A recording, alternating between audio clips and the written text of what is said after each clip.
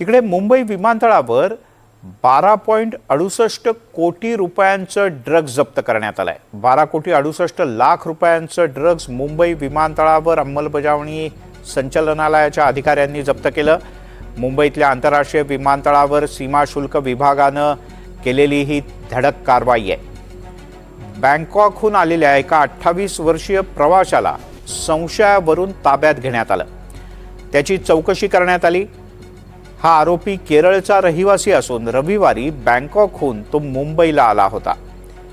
सुरुवातीला काही संशय आल्यानं सीमाशुल्क अधिकाऱ्यांनी त्याची अधिक तपासणी सुरू केली।